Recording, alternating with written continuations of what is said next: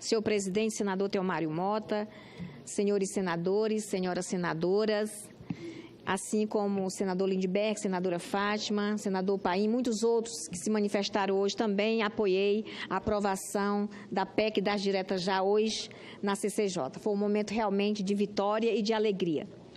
Mas, senhor presidente, na atual situação de desgaste dos políticos e do sistema representativo, nós precisamos discutir uma efetiva reforma política. Eu não me refiro aqui a um pequeno ajuste nas eleições, a compor chapas para a disputa proporcional ou ao tratamento a ser dado a coligações. Nós precisamos de uma discussão mais profunda do que essa. E o povo brasileiro quer isso, exige isso. A população desconfia dos políticos, desconfia da maioria dos parlamentares, desconfia do sistema eleitoral. São imagens desgastadas. A única maneira de escaparmos dessa verdadeira armadilha que nos colocamos passa pelo aumento da participação popular. O eleitorado, ele quer mais do que votar a cada 2 ou 4 anos. Ele quer ter um papel maior na definição dos destinos do país, que, em última análise, é o seu destino, o destino da sua família, o destino de seus filhos. O caminho mais simples para se obter verdadeira participação popular é a ampliação dos chamados democracia direta, dos mecanismos de democracia direta. E a Constituição Cidadã de 88, ela contempla, sim, mecanismo com esse objetivo, mas o faz de maneira tímida. Consagrada a convocação de plebiscito e referendo, mas só por 2 vezes isso ocorreu desde a promulgação da atual Constituição. A Carta Magna adota instrumentos que se baseiam na participação popular, sem, porém, conferir-lhe efetiva implementação. Efetiva implementação, como é que é possível que, para apresentar um projeto de lei de iniciativa popular, seja necessário obter mais assinatura do que para criar um partido político? Por isso é que temos já 35 partidos políticos registrados e outros 54 em fase de organização e apenas um punhado de leis originadas de projetos de iniciativa popular. Tem algo errado aí. Para projeto de iniciativas populares, dobra o número de assinaturas, para a criação de partidos políticos, o número de assinaturas é menor.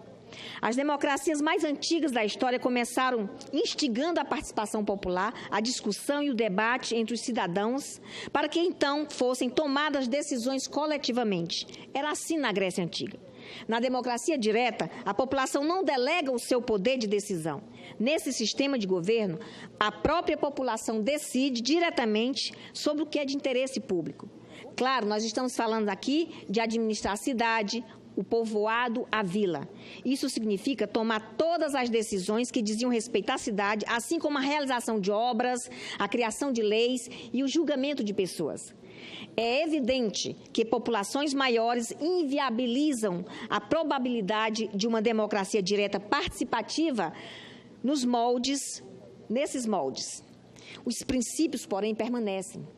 Considerando os contingentes populacionais da maioria das cidades do mundo, é quase impossível determinar que o sistema político atue de maneira direta com ampla participação popular. Vem daí a democracia representativa, que tão bem conhecemos, que é a nossa. No entanto, muitos países preservam instituições intimamente relacionadas à democracia direta. Na Suíça, por exemplo, existe o maior exemplo de uma democracia semidireta do mundo hoje. Nela coexistem 2 sistemas políticos, o representativo, com deputados eleitos que trabalham no parlamento, e o direto, de participação popular no processo de tomada de decisões. O sistema bicameral do parlamento, com deputados eleitos, assim como no Brasil, coexistem com uma prática de consulta popular corriqueira no país. Ao menos 4 vezes por ano, os suíços recebem envelopes em suas casas com convites para opinar sobre assuntos institucionais. Esse é só um exemplo, uma vez que a participação da população suíça pode ser muito mais intensa na política do seu país. Há também os referendos facultativos, que podem vetar leis, modificá-las, sugerir mudanças e até novas leis. Existe também a possibilidade caso uma lei seja aprovada, a população revogá-la a partir desse referendo. São necessárias 50 mil assinaturas num prazo de 100 dias após a publicação da lei. É mecanismo semelhante ao recall, que existe em muitos outros países, embora este seja, em geral, associado à remoção de autoridades eleitas ou mesmo nomeadas. O recall costuma ser muito utilizado nos Estados Unidos e foi recentemente adotado para remover um governador da Califórnia mais populoso, que é o estado mais populoso dos Estados Unidos.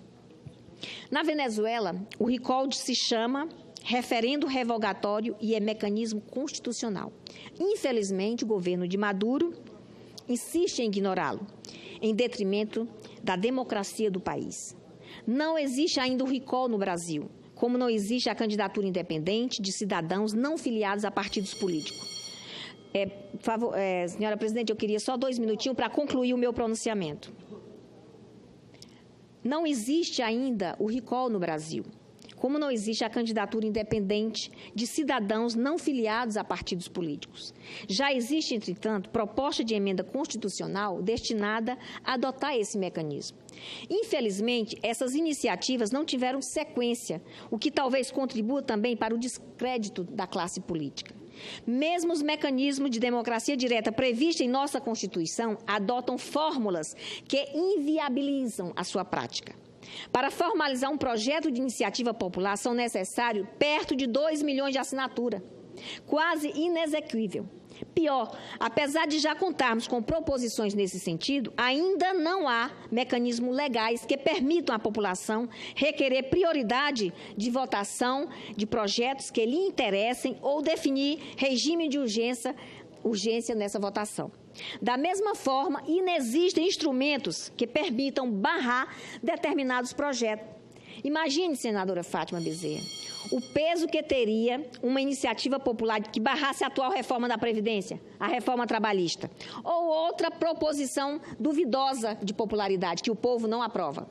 É isso que nós, do Poder Legislativo, temos condições de fazer para reaproximarmos a praxis política do eleitorado. Aprofundar e viabilizar os poucos mecanismos de democracia direta já existentes no Brasil, ao mesmo tempo em que criarmos novos mecanismos. Uma verdadeira reforma política, uma reforma que a população brasileira compreenda e apoie, passa por tudo isso. Vamos facilitar a convocação de plebiscito e referendos. Vamos viabilizar a apresentação de proposições de iniciativa popular. Vamos adotar candidaturas avulsas e independentes. O sistema de recall, a iniciativa popular para barrar proposições que contrariem a vontade popular.